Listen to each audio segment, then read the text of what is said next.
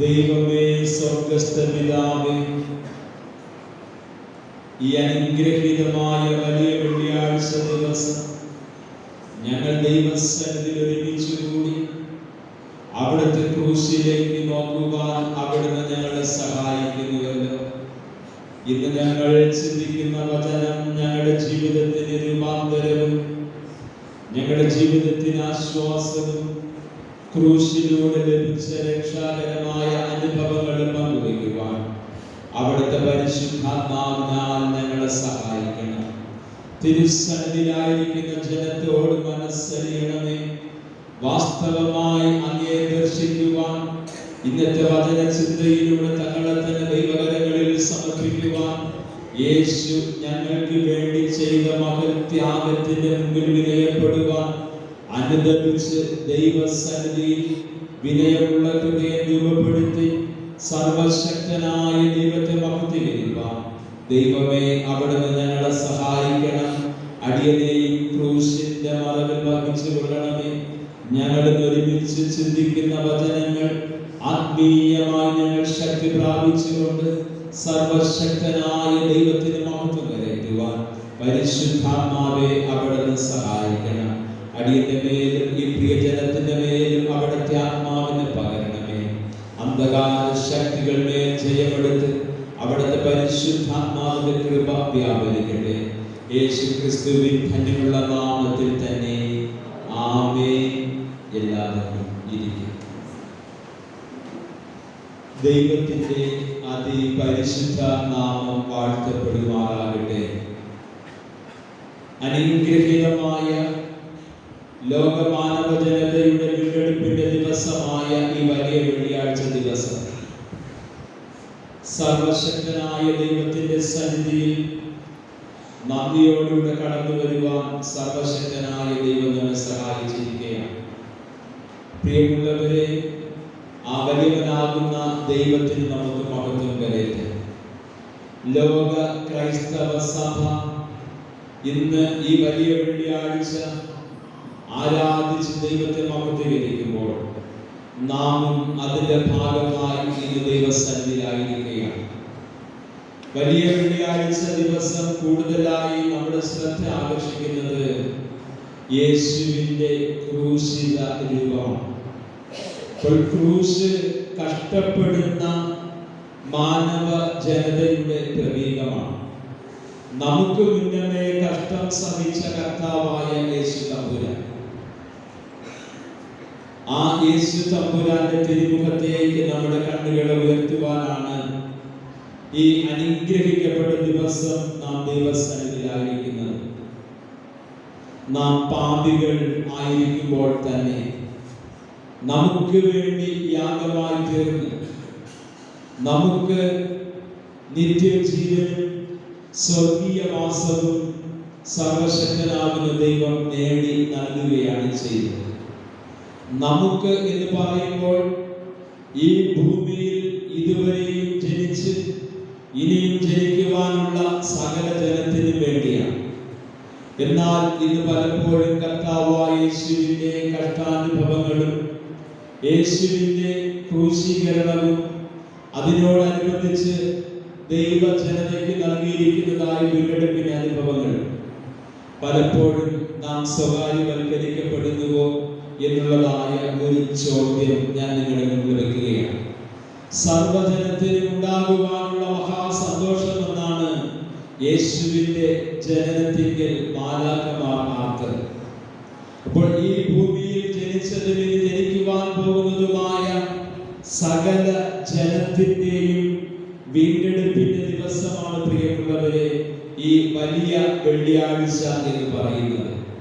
ഈ ദിവസം നാം പ്രാർത്ഥനയോടും ഉപവാസത്തോടും കൂടെ ദൈവ സന്നിധിയിലായിരിക്കുന്നത് നമ്മുടെ ജീവിതത്തിന് ഏറ്റവും അനുഗ്രഹീതമായ അനുഭവം തന്നെയാണ്. ക്രിസ്തു നമുക്ക് വേണ്ടി യാഗമായി തീർന്നു. ഉന്നത മഹിമകൾ വെടിഞ്ഞ് വേഷത്തിൽ മനുഷ്യനായി ദാസവേഷം കൊണ്ട് ഈ ഭൂമിയിൽ അവതരിച്ചു. ആ യേശു ലോകമാനവ ജനതയുടെ പാപം തന്റെ സ്വന്തം ശരീരത്തിൽ കാൽവരി ക്രൂശിൽ യാഗമായി തീർന്നു. ആ യേശുവിന്റെ രക്തം സകല പാപവും പോക്കി നമ്മെ ശുദ്ധീകരിക്കുന്നു. ആ യേശുവിന്റെ രക്തം മരണകരമായ നമ്മുടെ ജീവിതാനുഭവങ്ങളിൽ നിന്ന് നിത്യജീവന്റെ അനുഭവങ്ങളിലേക്ക് നമ്മെ ഉയർത്തുകയാണ് ചെയ്യുന്നത്. ആ യേശുവിന്റെ സന്നിധിയിൽ നന്ദിയോടുകൂടെ ഒരല്പ സമയം നമുക്കായിരിക്കാമോ പ്രിയമുള്ളവരെ? ഇന്നേ ദിവസം ഉച്ചവരെയുള്ള സമയം നാം ദൈവസന്നിധിയിലായിരിക്കുവാനും ദൈവ വചനങ്ങൾ ചിന്തിക്കുവാനും പ്രാർത്ഥിക്കുവാനുമാണ് ദൈവസന്നിധിയിലായിരിക്കുന്നത്. ഏകാഗ്ര ഹൃദയത്തോടുകൂടെ നമ്മെ വേദനിപ്പിക്കുന്ന അനുഭവങ്ങളുണ്ട്. നമ്മുടെ ജീവിതത്തിൽ ദൃശ്യമായോ അദൃശ്യമായോ നാം വഹിക്കുന്ന ക്രൂശുകളുണ്ട്. നമ്മുടെ ജീവിതത്തെ വളരെയധികം ദുഃഖിപ്പിക്കുന്ന ജീവിതാനുഭവങ്ങളുണ്ട്. ഇവയെല്ലാം ഒന്ന് മാറ്റിവെച്ചതിന് ശേഷം നമ്മെ വേദനിപ്പിക്കുന്ന ജീവിതാനുഭവങ്ങളോ നമ്മെ നിരാശപ്പെടുത്തുന്ന ഭാരപ്പെടുത്തുന്ന ഈ ലോക ജീവിതത്തിന്റെ യാഥാർത്ഥ്യങ്ങളെല്ലാം മാറ്റിവെച്ച് കർത്താവായ യേശുവിന്റെ ക്രൂശിത രൂപത്തിലേക്ക് നമ്മുടെ കണ്ണുകളെ ഉയർത്താൻ പ്രിയമുള്ളവരെ, ഇത് നമ്മുടെ വീണ്ടെടുപ്പിന്റെ ദിവസമാണ്. നമ്മെ സ്വർഗീയ വാസത്തിന് സർവശക്തനായ ദൈവം ഓഹരിക്കാരനാക്കിയ ദിവസമാണ്. ഈ ദിവസം നാം ദൈവസന്നിധിയിൽ നന്ദിയുള്ളവരായി നന്ദിയോടെ ദൈവത്തെ ആരാധിച്ച് മഹത്വപ്പെടുത്തുക. ദൈവമേ, അവിടുന്ന് എനിക്ക് വേണ്ടി ചെയ്ത മകൻ ത്യാഗത്തിന് എന്ത് എനിക്ക് പ്രത്യുത്തരം നൽകുവാനായിട്ട് കഴിയും? അവനവനാകുന്ന ദൈവത്തെ ആരാധിച്ച് മഹത്വപ്പെടുത്തുക. ആ ദൈവത്തിന്റെ മഹത്വത്തിനൊത്തവണ്ണം ദൈവസന്നിധിയിൽ വിനയപ്പെടുക. വിനയമുള്ള ഒരു ഹൃദയവും നന്ദിയോടെ ദൈവത്തെ ആരാധിക്കുന്ന ഒരു അനുഭവവുമാണ് ഈ പ്രഭാതത്തിൽ നമുക്ക് ആവശ്യമായിരിക്കുന്നത്. പ്രത്യേകിച്ച് നാം ഒരു മതബഹുല സമൂഹത്തിലാണ് പ്രിയപ്പെട്ടവരെ നിലനിൽക്കുന്നത്. ഈ മതബഹുല സമൂഹം ഇന്ന് പലവിധമായിരിക്കുന്ന അടിമത്തങ്ങളിലേക്ക് കടന്നുപോയിക്കൊണ്ടിരിക്കുന്നു. അതുമല്ല എങ്കിൽ തന്നെ അത് പലവിധമായിരിക്കുന്ന മൂല്യച്യുതികൾ നിത്യ സംഭവങ്ങൾ ആയിരിക്കുകയാണ്. പലപ്പോഴും ന്യൂനപക്ഷങ്ങൾ അടിച്ചമർത്തപ്പെടുകയും അതേ വരേണ്യവർഗം അവരുടേതായ നിലപാടുകളെ ശക്തിപ്പെടുത്തുന്ന അനുഭവങ്ങളിലേക്ക് ഇന്നത്തെ രാഷ്ട്രീയ ചിന്തകളൊക്കെ കടന്നുപോയിക്കൊണ്ടിരിക്കുന്ന ഒരു കാലയളവാണ്. ഇവിടെയാണ് കർത്താവായ യേശുവിന്റെ ക്രൂശിലേക്ക് നാം കണ്ണുകളെ ഉയർത്തുവാനായിട്ട് പോകുന്നത്. ഈ ലോകം നമുക്ക് സമാധാനം തരുമെന്ന് നാം ആരും പ്രതീക്ഷിക്കുകയാണ്. ഇന്ന് ലോകം അതിന്റെ അന്ത്യത്തിലേക്ക് അടുത്തുകൊണ്ടിരിക്കുകയാണ്. പലവിധമായിരിക്കുന്ന സംഭവങ്ങൾ നമ്മുടെ രാജ്യത്തിലും നമ്മുടെ സംസ്ഥാനത്തും നിലവേറിക്കൊണ്ടിരിക്കുന്നു. സ്വാതന്ത്ര്യങ്ങൾ നഷ്ടപ്പെട്ടുകൊണ്ടിരിക്കുന്നു. ദൈവത്തെ ആരാധിക്കുവാൻ തന്നെ നാം ഇനി എന്ത് ചെയ്യണം എന്നുള്ളതായ വലിയ വലിയ ചോദ്യങ്ങളൊക്കെ നമ്മുടെ മുമ്പിൽ ഉയർന്നു നിൽക്കുന്നതായ അനുഭവങ്ങളാണ്. ഈ സാഹചര്യങ്ങളിൽ നാം ക്രൂശിലേക്ക് നോക്കുമ്പോൾ ആ ക്രൂശിത രൂപം നമ്മോട് സംസാരിക്കുന്നത് എന്ത് എന്ന് കേൾക്കുവാൻ നമ്മുടെ ഹൃദയങ്ങളെ തുറക്കുന്നുവെങ്കിൽ, നാം ഏകാഗ്ര ഹൃദയത്തോടുകൂടെ ദൈവസന്നിധിയിലായിരിക്കുന്നുവെങ്കിൽ, പ്രിയമുള്ളവരെ, ഈ ദിവസം അനുഗ്രഹത്തിന്റെ ദിവസം തന്നെയായിരിക്കും. കാൽവരി മലമേൽ തൂങ്ങിക്കിടക്കുന്ന യേശു ക്രിസ്തുവിന്റെ ശരീരത്തിൽ നിന്നും രക്തത്തുള്ളികൾ ഇറ്റിറ്റ് വീഴുന്നത് ഞാൻ കാണുന്നുണ്ട്. മനുഷ്യവർഗത്തിന്റെ പാപം മൂലം ദൈവത്തിന്റെ കുഞ്ഞാട് പ്രാണവേദന അനുഭവിക്കുന്നതിന്റെ ശബ്ദം എന്റെ ചെവികളിൽ വന്നാഞ്ഞടിക്കുന്നുണ്ട്.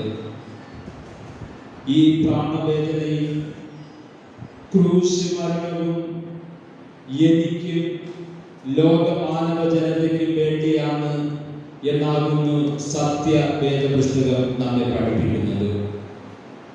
ജപ്പാൻകാരനായ കഗാവ എന്ന് പറയുന്ന ഒരു മിഷണറി 1938 ഇന്ത്യയിലെ മദ്രാസിനടുത്ത് താമ്പരം എന്ന് പറയുന്ന ഒരു സ്ഥലത്ത് വെച്ച് നടന്ന ലോക മിഷണറി സമ്മേളനത്തിൽ പ്രസംഗിച്ചതായ പ്രസംഗത്തിന്റെ പ്രസക്ത ഭാഗമാണ് ഞാൻ ഇവിടെ അവതരിപ്പിച്ചത്. കാൽവരി മലമേൽ തൂങ്ങിക്കിടക്കുന്ന യേശുവിന്റെ ശരീരത്തിൽ നിന്നും ഇറ്റിറ്റ് ധാരധാരയായി വീഴുന്നതായ രക്തം തുള്ളികൾ പ്രിയമുള്ളവരെ നാം കാണുന്നുണ്ട്. ആ ദൈവത്തിന്റെ കുഞ്ഞാട് പ്രാണവേദന അനുഭവിക്കുന്നതിന്റെ ആ നിലവിളിയുടെ ശബ്ദം നമ്മുടെ ചെവിയിൽ ആഞ്ഞടിക്കുന്നുണ്ട്.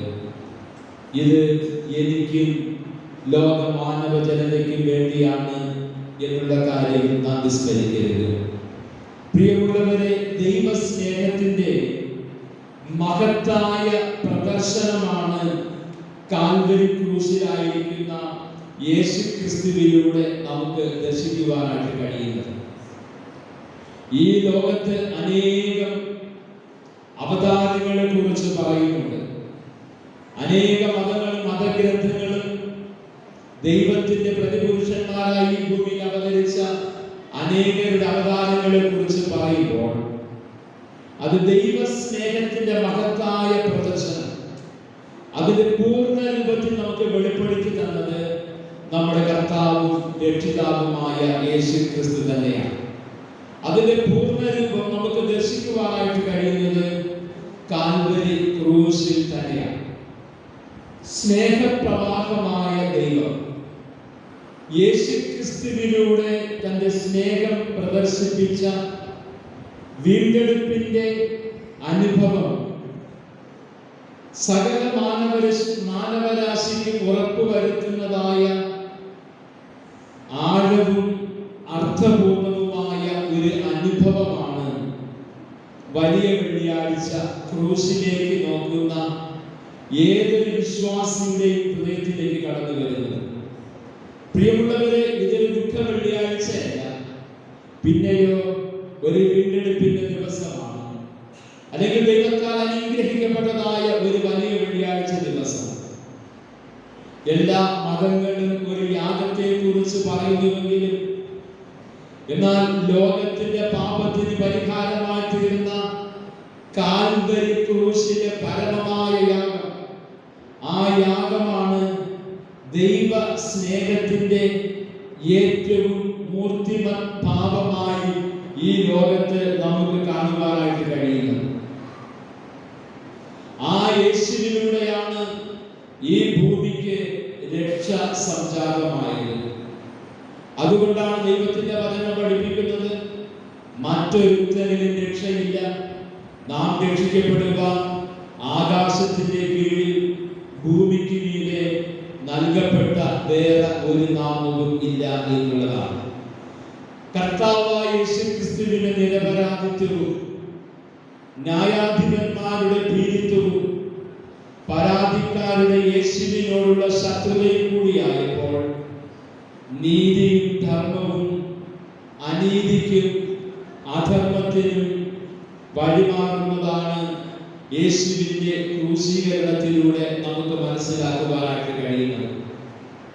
അതേ പ്രിയമുള്ളവരെ, യേശുവിന്റെ നിരപരാധിത്വം, ന്യായാധിപന്മാരുടെ ഭീരുത്വം, പരാതിക്കാർക്ക് യേശുവിനോടുള്ളതായ ആ പകയും അടങ്ങാത്തതായ വൈരാഗ്യബുദ്ധി, അതാകുന്നു യേശുവിനെ ക്രൂശിലേക്ക് നയിച്ചതായ ഈ ലോക സംഭവം.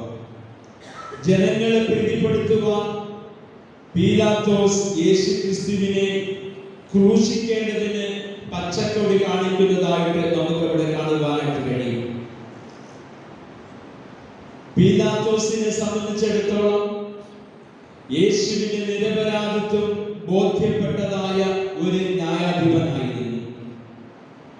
എന്നാൽ ഈ പീലാത്തോസ് എന്തുകൊണ്ട് ജനഹിതത്തിന് വഴങ്ങി കർത്താവായ യേശുവിനെ ക്രൂശിക്കുവാൻ ഏൽപ്പിച്ചു കൊടുത്തു? യേശുവിന്റെ മനുഷ്യാവതാര ദൗത്യം പൂർണ്ണമാക്കുവാൻ അത് ആവശ്യമെന്ന് നമുക്ക് പറയാമെങ്കിലും പീലാത്തോസിന്റെ പരാജയം ഇവിടെ വളരെ വ്യക്തമായി നമുക്ക് മനസ്സിലാക്കുവാനായിട്ട് കഴിയും. പീലാത്തോസിന്റെ പരാജയം എന്ന് പറയുമ്പോൾ ഭരിക്കുന്നവരുടെ പരാജയ അനുഭവങ്ങളിലേക്കാണ് വിരൽ ചൂണ്ടുന്നത്.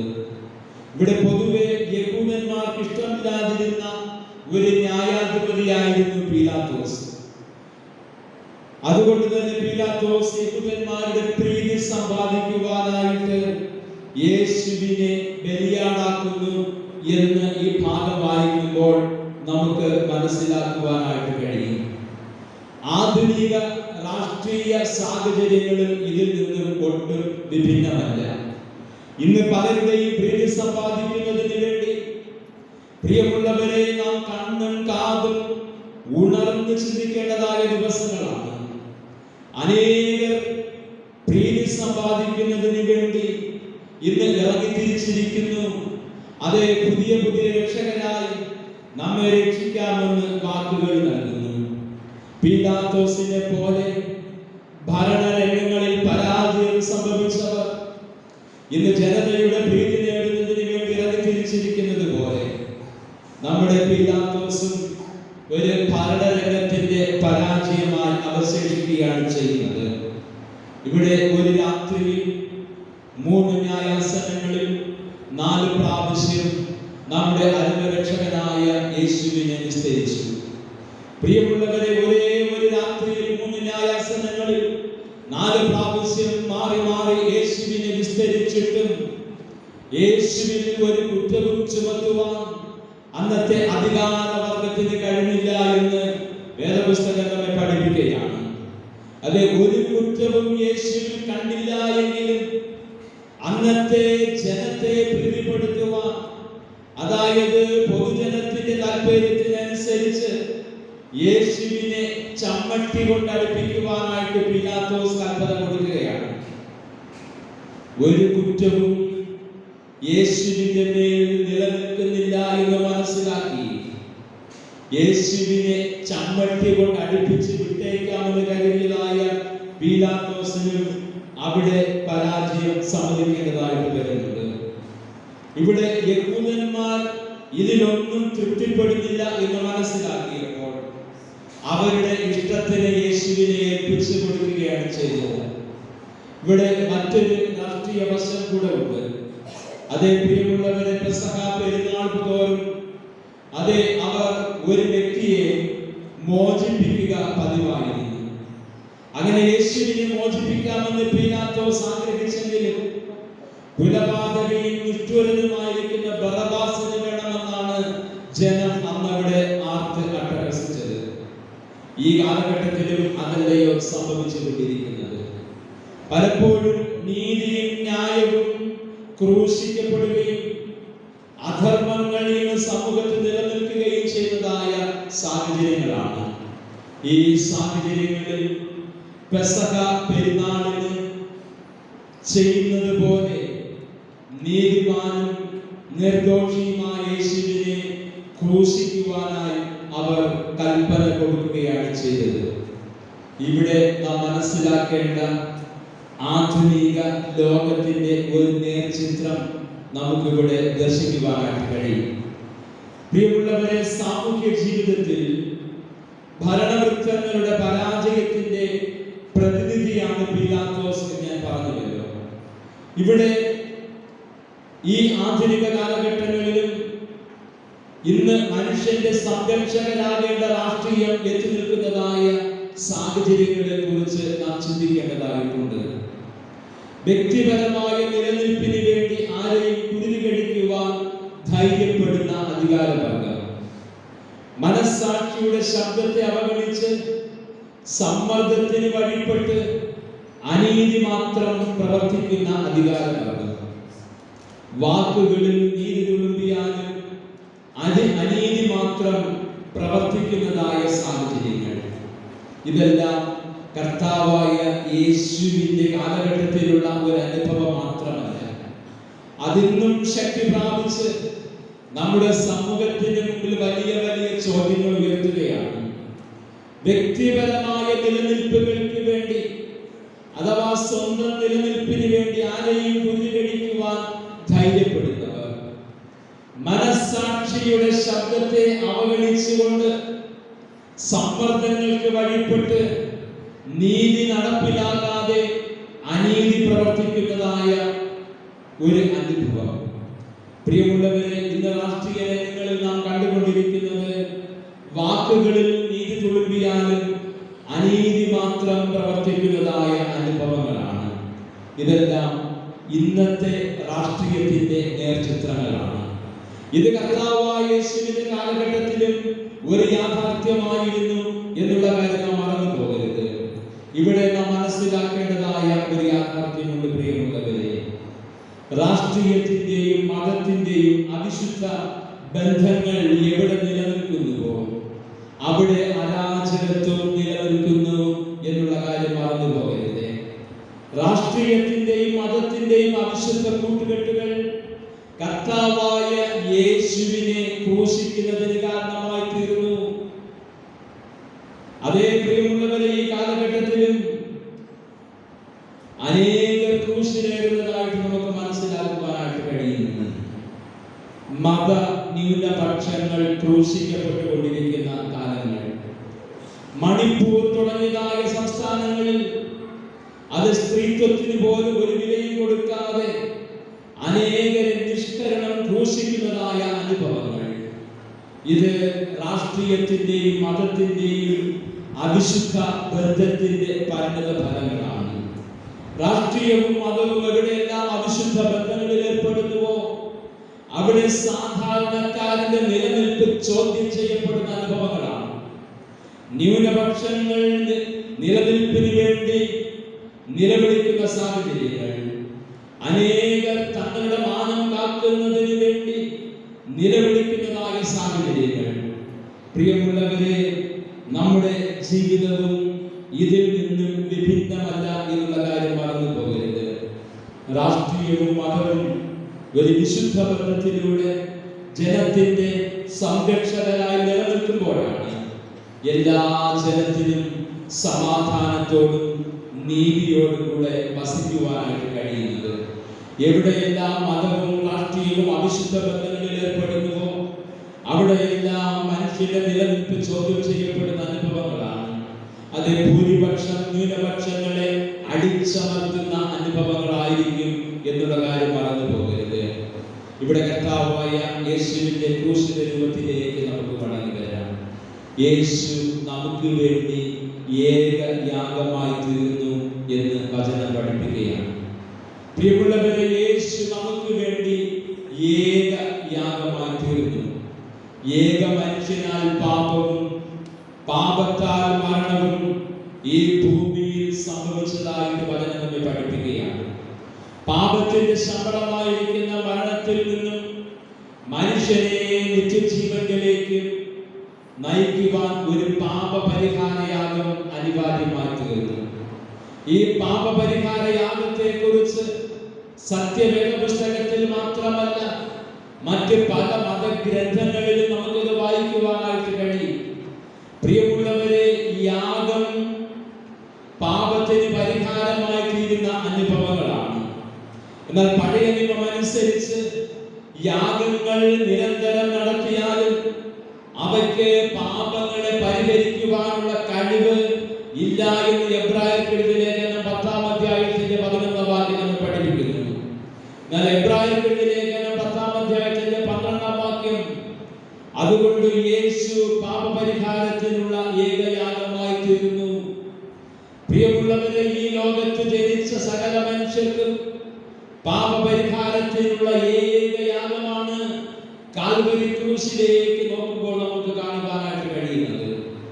ഏക മനുഷ്യനാൽ പാപം, അത് ആദിമ മനുഷ്യനായിരിക്കുന്ന ആദാം മുതൽ ഈ ഭൂമിയിൽ ഇന്നയോളം ജനിച്ചവരിൽ ജനിക്കേണ്ടവരും ആദാമ്യ പാപത്തിൽ ജനിക്കുമ്പോൾ ആ പാപത്തിന്റെ ശമ്പളമായിരിക്കുന്ന മരണം, ആ മരണത്തിൽ നിന്നും അവന് നിത്യജീവനിലേക്ക് പ്രവേശിക്കുവാൻ ഒരു പാപപരിഹാര യാഗം ആവശ്യമായിരിക്കുന്നു എന്ന് എല്ലാ മതഗ്രന്ഥങ്ങളും പഠിപ്പിക്കുമ്പോൾ ആ പാപപരിഹാര യാഗം കർത്താവായ യേശുവിൽ മാത്രമേ ദർശിക്കുവാനായിട്ട് കഴിയൂ. ഈ ലോകത്ത് യേശുക്രിസ്തുവിന്റെ നിസ്തുല്യ യാഗം, ക്രൂശിലെ മരണത്തോളം ദൈവത്തിന്റെ സ്നേഹം പ്രദർശിപ്പിക്കുന്ന ഇത്രയും ഉത്തമമായ ഒരു ദൃഷ്ടാന്തം ഈ ലോകത്ത് നമുക്ക് കാണുവാനായിട്ട് കഴിയുകയില്ല.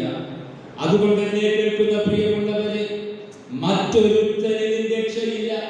നാം രക്ഷിക്കപ്പെടുവാൻ ആകാശത്തിന്റെ കീഴിൽ ഭൂമിക്ക് മീതെ നൽകപ്പെട്ട വേറൊരു നാമവുമില്ല എന്ന് വേദപുസ്തകം വളരെ വ്യക്തമായി നമ്മെ പഠിപ്പിക്കുന്നു. അത് അത് യേശു ക്രിസ്തുവിന്റെ ഏക യാഗമാണ് ലോകമാനവ ജനതയ്ക്ക് പാപപരിഹാരം നൽകുകയും പാപത്തിന്റെ ശമ്പളമായിരിക്കുന്ന മരണത്തിൽ നിന്നും നിത്യജീവനിലേക്കും സ്വർഗീയവാസത്തിനും അവനെ ഓഹരിക്കാരനാക്കി തീർക്കുന്നത്. ലേവ്യ പുസ്തകം 16-ാം അധ്യായത്തിന്റെ 27-ാം വാക്യം ഇങ്ങനെ പറയുന്നു: യാഗത്തിന് അർപ്പിക്കുന്ന മൃഗത്തിന്റെ തോലും മാംസവും പാളയത്തിന് പുറത്തു കൊണ്ടുപോയി ചുട്ടുകളയണം എന്നുള്ളതാണ്. പ്രിയമുള്ളവരെ, ക്രൂശിലേക്ക് നമുക്ക് വീണ്ടും മടങ്ങി വരാമോ?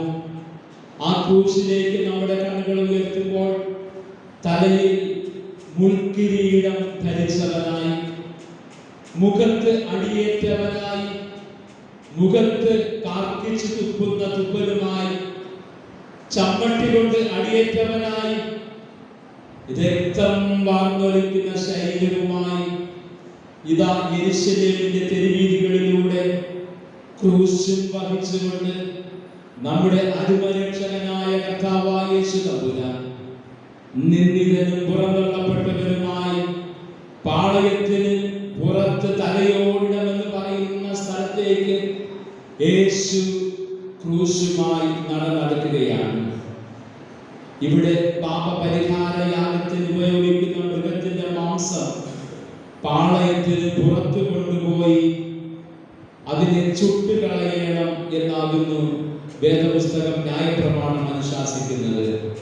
എന്നാൽ കർത്താവായ യേശു തന്റെ സ്വന്തം ശരീരത്തെ താൻ വഹിക്കുന്നതായ ക്രൂശും ചുമന്നുകൊണ്ട് അടിയേറ്റവനായി, ശരീരം മുറുക്കപ്പെട്ടവനായി, രക്തം ധാരധാരയായി ഒഴുകുന്ന ശരീരവുമായി പാളയത്തിന് പുറത്തേക്ക് യാത്ര തിരിക്കുകയാണ്. തലയോടം എന്ന സ്ഥലത്തേക്ക് യേശു തന്റെ സ്വന്തം ശരീരത്തെ ചുമന്നുകൊണ്ട് ആ തലയോടം എന്ന സ്ഥലം പാളയത്തിന് പുറത്തുള്ളതായ ആ സ്ഥലത്തേക്ക് കൊണ്ടുപോയി അവിടെ വെച്ച് കഷ്ടം സഹിച്ച് യേശു ഈ ലോകത്തിലെ സകല മാനവ ജനതയ്ക്ക് പാപമോചനവും വീണ്ടെടുപ്പ് നൽകുന്നതിന് വേണ്ടി പാപപരിഹാരയാഗമായി മരിച്ചു എന്ന് രേഖപ്പെടുത്തിയിരിക്കുന്നു.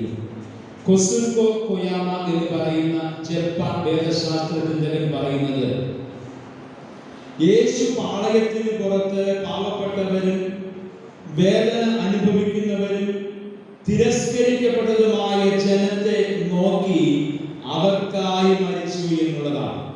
അപ്പോൾ യേശു കഷ്ടത അനുഭവിക്കുന്ന ജനവിഭാഗത്തോട് താതാത്മ്യപ്പെടുത്തു.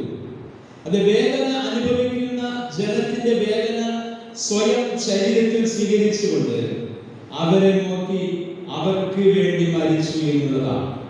അങ്ങനെ പാപപരിഹാരത്തിന് ഏകയാഗമായി നിലകൊള്ളുന്ന യേശു, ആ യേശുവിന്റെ അടുക്കലേക്ക് ആരെല്ലാം കടന്നു വരുന്നുവോ അവർക്ക് പാപമോചനവും വീണ്ടെടുപ്പും നിത്യജീവനും ഉണ്ട് എന്ന് ഈ വലിയ വെള്ളിയാഴ്ച ദിവസം ദൈവവചനം നിങ്ങളോട് സംസാരിക്കുകയാണ്. യേശു നമുക്ക് വേണ്ടി ഏകയാഗമായി തീർന്നു. ആ യേശുവിന്റെ അടുക്കലേക്ക് ആരെല്ലാം കടന്നു വരുന്നുവോ, ആ യേശുവിന്റെ ക്രൂശിത രൂപത്തിലേക്ക് ആരെല്ലാം തങ്ങളുടെ കണ്ണുകളെ ഉയർത്തുന്നുവോ അവർ അനുഭവിക്കുന്ന വേദനകൾക്ക് പരിഹാരമുണ്ട്, രോഗങ്ങൾക്ക് സൗഖ്യമുണ്ട്, നിരാശകൾക്ക് പ്രത്യാശയുടെ അനുഭവമുണ്ട്, മരണത്തിന്റെ അനുഭവങ്ങളിൽ നിന്നും ജീവനിലേക്കുള്ള പ്രയാണമുണ്ട്. അതുകൊണ്ട് എന്നെ കേൾക്കുന്ന പ്രിയ ദൈവജനമേ, ഈ വലിയ വെള്ളിയാഴ്ച ദിവസം യേശു നമുക്ക് വേണ്ടി യാഗമായി തീർന്നു. രണ്ടാമത് വിശുദ്ധ മർക്കോസിന്റെ സുവിശേഷം 10-ാം അധ്യായത്തിന്റെ 45-ാം വാക്യം ഇങ്ങനെ പറയുന്നു: യേശു അനേകർക്ക് വേണ്ടി തന്റെ ജീവനെ മറുവിലയായി നൽകി എന്നുള്ളതാണ്. യേശു ഈ ലോക ജനതയ്ക്ക് വേണ്ടി തന്റെ ജീവനെ മറുവിലയായി നൽകി എന്നുള്ളതാണ്. പഴയ നിയമ കാലഘട്ടങ്ങളിൽ ന്യായപ്രമാണം അനുസരിച്ച് നിലനിന്നിരുന്ന ഒരു വ്യവസ്ഥിതിയാണ് അടിമ വ്യവസ്ഥിതി. അതായത് വായ്പ വാങ്ങിയ ഒരു വ്യക്തി അത് തിരികെ നൽകാൻ കഴിയാതെ വന്നാൽ വായ്പ നൽകിയ ആളിന് അടിമയായിരിക്കണം.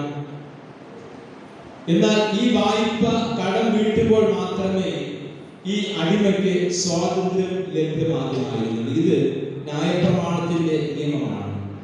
പ്രിയമുള്ളവരെ, യേശു പാപത്തിന്റെ അടിമത്തിൽ കഴിഞ്ഞിരുന്നതായ ലോകമാനവ ജനതയെ രക്ഷിക്കുവാൻ തന്റെ ജീവൻ മാർഗികയായി നൽകി എന്നുള്ളതാണ്.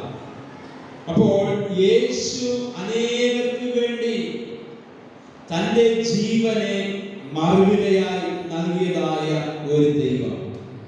ഏതെല്ലാം കാര്യങ്ങൾക്ക് വേണ്ടിയാണ് യേശു തന്റെ ജീവനെ മറുവിലയായി നൽകിയത് എന്ന് നാം ഇന്ന് പാഠമായി വായിച്ച യെശയ്യാ പ്രവാചകന്റെ പുസ്തകം 53-ാം അധ്യായത്തിൽ നമ്മെ പഠിപ്പിക്കുന്നുണ്ട്.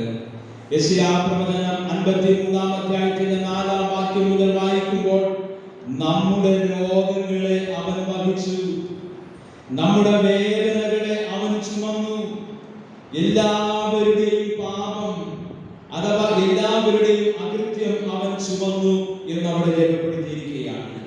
ഇപ്പോൾ യേശു നമ്മുടെ രോഗങ്ങളെ വഹിച്ചവനാണ്. പ്രിയമുള്ളവരെ, ഏത് രോഗിക്കും കടന്നു വരുവാൻ കഴിയുന്ന ഒരു ആശ്രയ സ്ഥലമാണ് നമ്മുടെ കർത്താവും രക്ഷിതാവുമായ യേശു ക്രിസ്തു. അതുകൊണ്ടാണ് യെശയ്യാ പ്രവാചകനിലൂടെ പിതാവായ ദൈവം പ്രവചനം നൽകുന്നത്. അത് നമ്മുടെ രോഗങ്ങളെ യേശു വഹിച്ചു.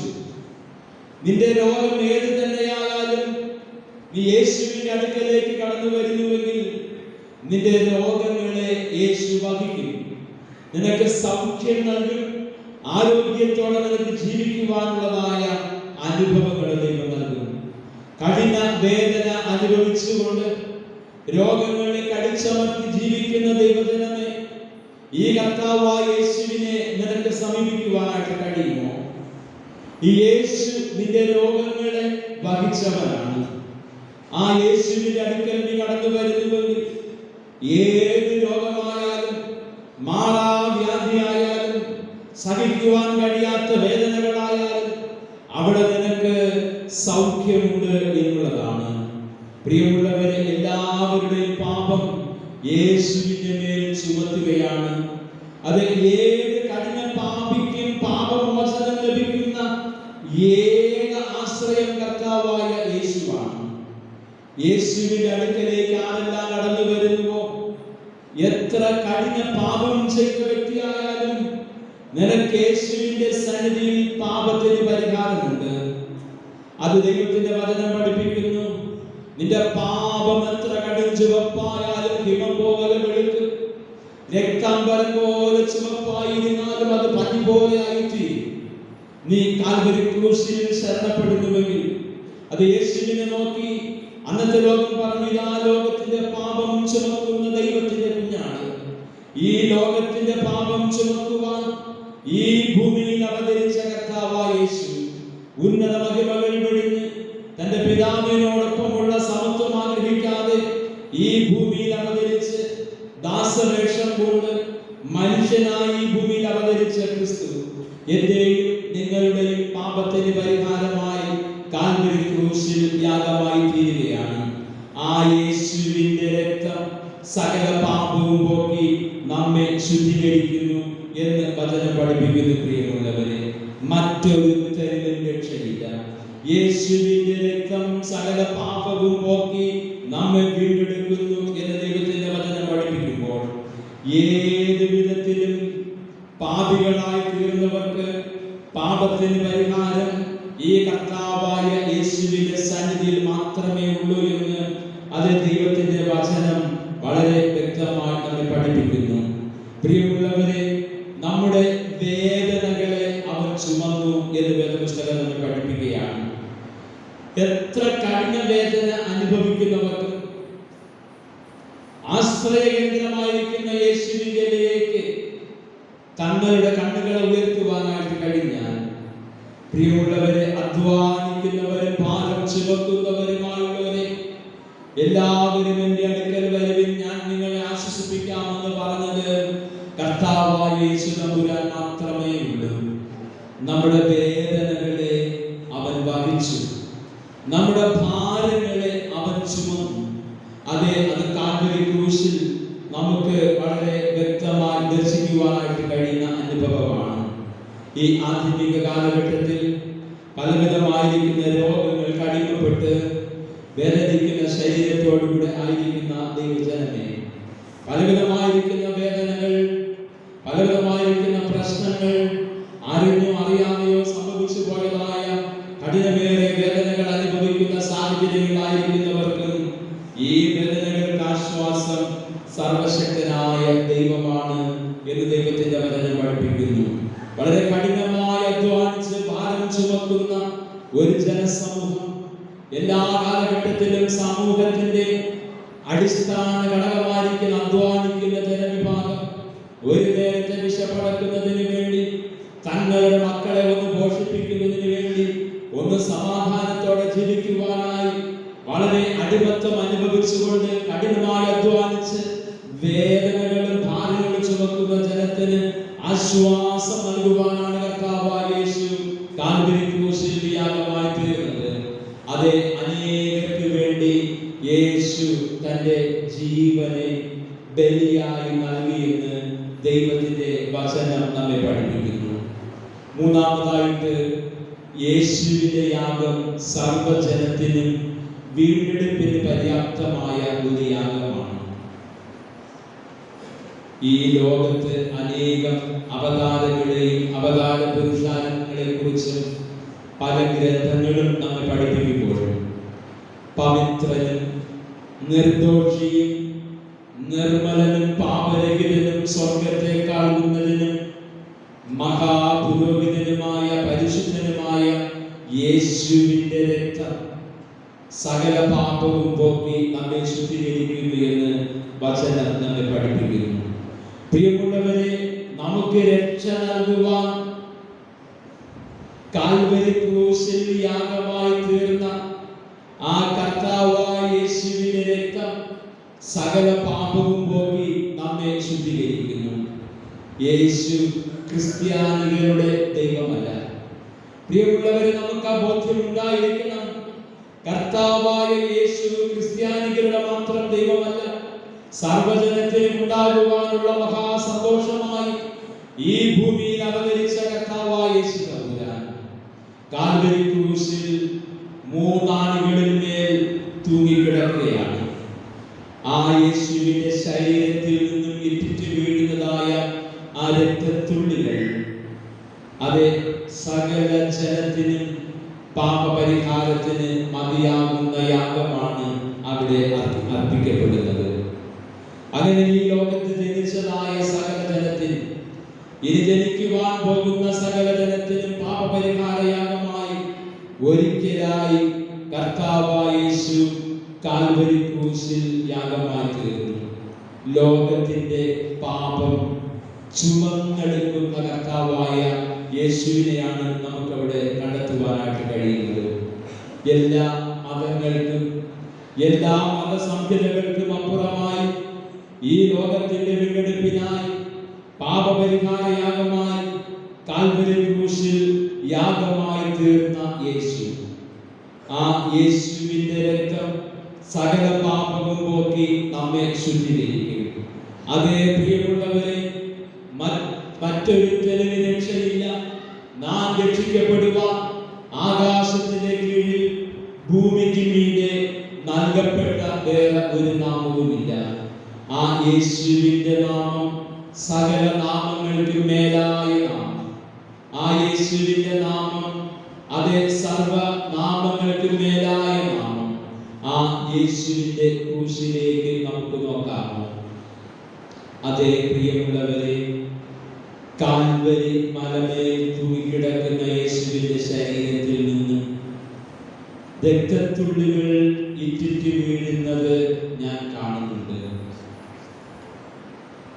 മനുഷ്യവർഗത്തിന്റെ പാപം മൂലം ദൈവത്തിന്റെ കുഞ്ഞാട് പ്രാണവേദന അനുഭവിക്കുന്നതിന്റെ ശബ്ദം എന്റെ ചെവിയിൽ വന്നാഞ്ഞടിക്കുന്നുണ്ട്.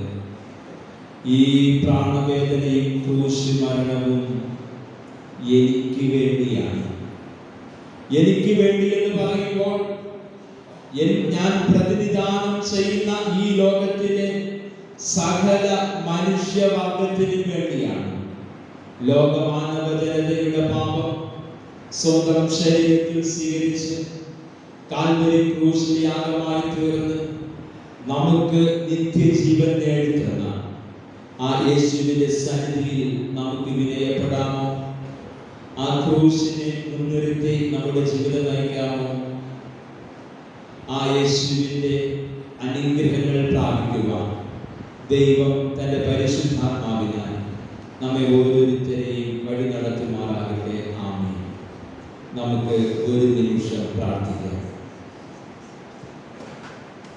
ദൈവമേ, സ്വർഗ്ഗസ്ഥ പിതാവേ, ഒരു വലിയ വെള്ളിയാഴ്ച കൂടെ കാണുവാൻ അവിടുന്ന് ഞങ്ങളെ സഹായിച്ച കൃപകൾക്കായി നമ്മയോടെ സ്തുതിക്കുന്നു.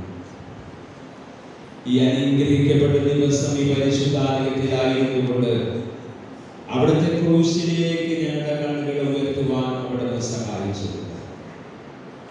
അവിടുന്ന് ഞങ്ങൾക്ക് വേണ്ടി ചെയ്ത മഹത്യാഗം, അവിടുത്തെ രക്തത്തിലൂടെ ഞങ്ങൾക്ക് നൽകിയ വീണ്ടെടുപ്പ്, അവിടുന്ന് ഞങ്ങൾക്ക് നൽകിയ നിത്യജീവൻ, ആ ഒരു അനുഭവത്തിന്റെ ഓഹരിക്കാരായി തീരുവാൻ ഈ വലിയ വെള്ളിയാഴ്ച ദിവസം അവിടുന്ന് ഞങ്ങളെ അനുഗ്രഹിക്കണമേ, ആശീർവദിക്കണമേ. അവിടുത്തെ പരിശുദ്ധാത്മാവിന്റെ കൃപ കൊണ്ട് നിറയ്ക്കണമേ എന്ന് പ്രാർത്ഥിക്കുന്നു. ഇനിയും തുടർന്ന് ഞങ്ങൾ ദൈവസന്നിധിയിലായിരിക്കുവാനായിട്ട് ആഗ്രഹിക്കുകയാണ്. ഇന്ന് ഉപവാസമായി ക്രൂശിലെ 7 വഴികളെ ചിന്തിച്ചു ദൈവസന്നിധിയിലായിരുന്നുകൊണ്ട് അവിടുന്ന് ഞങ്ങൾക്ക് വേണ്ടി ചെയ്ത ആ വലിയ രക്ഷാകര പദ്ധതിയിൽ ഞങ്ങൾ ഞങ്ങളെ തന്നെ വിനയപ്പെടുത്തി ദൈവസന്നിധിയിലായിരിക്കുമ്പോൾ ഞങ്ങളുടെ ജീവിതങ്ങൾക്ക് അനുഗ്രഹവും ആശ്വാസവും കണ്ടെത്തുവാൻ സഹായിക്കണം. രോഗികളായി കടന്നു വന്നവർ സൗഖ്യത്തോടെ കടന്നു പോകട്ടെ.